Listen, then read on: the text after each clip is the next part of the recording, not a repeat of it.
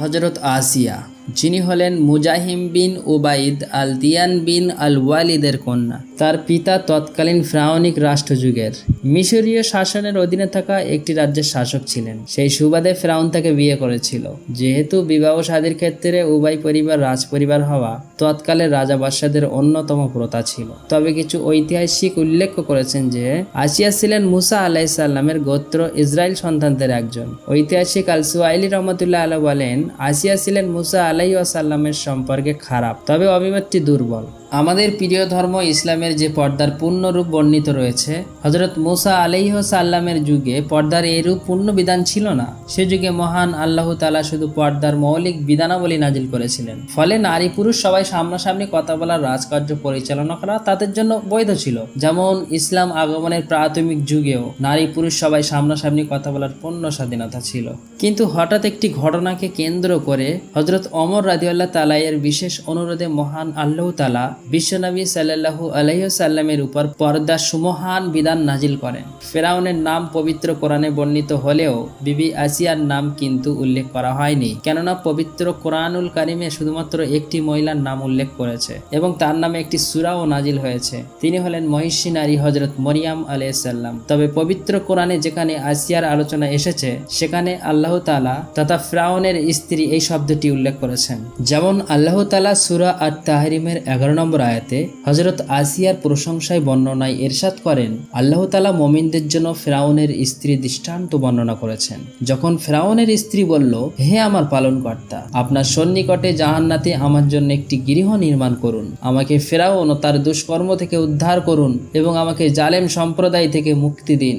আসিয়া এই দোয়াটি ওই সময় করেছিল যখন ফেরাউন তাকে ঈমান আনার অপরাধে হাত পা বেঁধে লোহার পেরেক মেরে বুকে খঞ্জর দিয়ে আঘাত করছিল।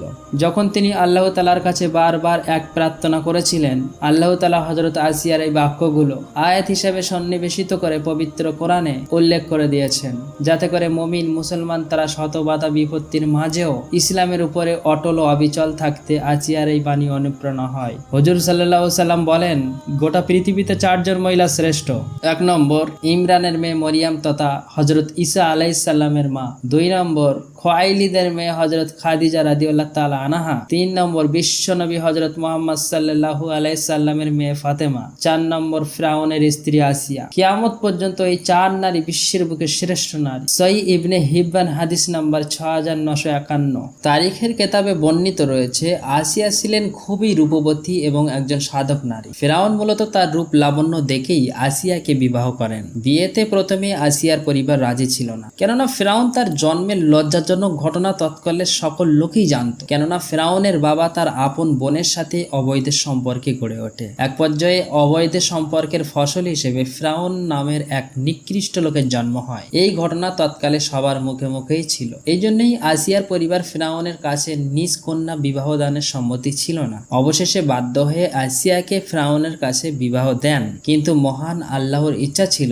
ফিরআউনের মতন এক নাপাক খোদাদ্রোহী পণ্যবতী জান্নাতি নারী আসিয়ার একান্ত সান্নিধ্য গ্রহণ করতে যেন না পারে। সেই জন্য ঘটে যায় এক অলৌকিক ঘটনা। ফিরআউন বিয়ের পর খাস কামরায় প্রবেশ করে যখনই আসিয়ার প্রতি মনস্থ করেন, তখনই সে একেবারে নপুংসক হয়ে যায়। অথচ ফিরআউন তার অন্যান্য দাসী ও স্ত্রীর সাথে সহবাস করতে কোনো অসুবিধা হয় না। কিন্তু হযরত আসিয়ার ক্ষেত্রে এর ব্যতিক্রম। সারাটি জীবন শুধু আসিয়ার রূপ লাবণ্য দেখতে হয়েছে, কিন্তু সক্ষমের ক্ষমতা ছিল না। মূলত এটা ছিল আল্লাহর পক্ষ থেকে ফিরআউনের একটি শাস্তি। যেমন ঘটেছিল হযরত ইব্রাহিম আলাইহিস সালামের স্ত্রী হযরত সারা আলাইহিস সালামের সাথে। সহিহ বুখারী শরীফ সহ অসংখ্য হাদিসে বর্ণিত, পয়গম্বর ইব্রাহিম আলাইহিস সালাম যখন নমরুদের যন্ত্রণায় অতিষ্ঠ হয়ে ইরাক থেকে সপরিবারে ফিলিস্তিনে হিজরত করেন, তখন ফিলিস্তিনে প্রচন্ড দুর্ভিক্ষ দেখা দিলে পয়গম্বর ইব্রাহিম আলাইহিস সালাম পরমা সুন্দরী স্ত্রী হযরত সারা আলাইহিস সালামকে নিয়ে পার্শ্ববর্তী দেশ মিশরে ত্রাণ সামগ্রী গ্রহণের সফর করেন। তৎকালীন মিশরের বাদশাহ হযরত সারা আলাইহিসসালামের সুন্দর চেহারা দেখে মুগ্ধ হয়ে যান। ফলে পয়গম্বর ইব্রাহিম আলাইহিসসালামকে রাজ দরবার থেকে বের করে দেন। সারাকে অন্দরমহলের বাদশাহ খাস কামরায় নিয়ে যান। ঘরের দরজার সাপ আটক করে বিবি সারার সাথে অপকর্মের জন্য যখনই হাত বাড়ান, সাথে সাথে তার হাত পা অবাস হয়ে একেবারে নপুংসক হয়ে যেত। সুবহানাল্লাহ। এদিক দিয়ে হযরত পয়গম্বর ইব্রাহিম আলাইহিসসালাম সিজদায় পড়ে যান। মহান আল্লাহ তাআলা সিজদার মাঝে হযরত সারার সাথে যা হচ্ছে তার চিত্র ইব্রাহিম আলাইহিসসালামের সামনে সুস্পষ্ট তুলে ধরেন। অবশেষে মিশরের বাদশাহ হযরত সারার সাথে ক্ষমা প্রার্থনা করে বলেন, নিশ্চয়ই আপনি এক মহিষী নারী, আপনি এক মহামানব। আমি ভুল সিদ্ধান্ত নিয়েছিলাম, আমাকে ক্ষমা করে দিন। আর আমার একমাত্র কন্যা রাজনন্দিনী হাজরা, যাকে আমি আমার প্রাণের চেয়েও বেশি ভালোবাসি, তাকে আমি আপনার হাতে তুলে দিলাম।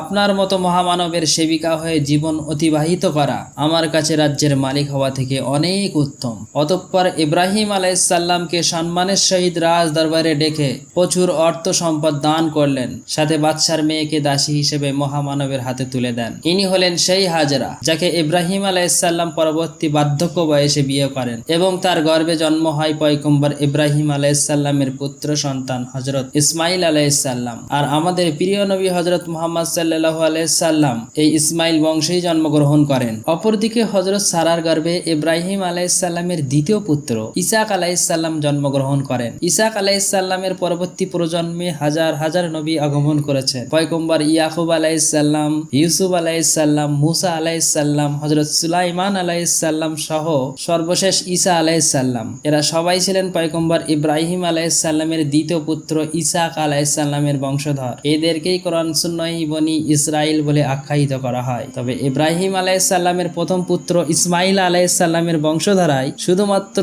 একজন নবী আগমন করেছেন। তিনি হলেন সকল নবীর সর্দার বিশ্ব নবী মুহাম্মদ সাল্লাল্লাহু আলাইহি ওয়াসাল্লাম। আমরা সেই নবীর উম্মত হতে পেরেছি বলে নিজেকে ধন্য এবং গর্ববোধ মনে করি। সত্যি ইসলামে আগত মহামানবদের বংশধারা যেন একই সূত্রে গাথা। সুতরাং আসিয়া হলেন পৃথিবীর শ্রেষ্ঠ নারী, যিনি চিরকুমারী ছিলেন। তার ঈমান তেজস্বী দীপ্তময় জীবন আমাদের জন্য এক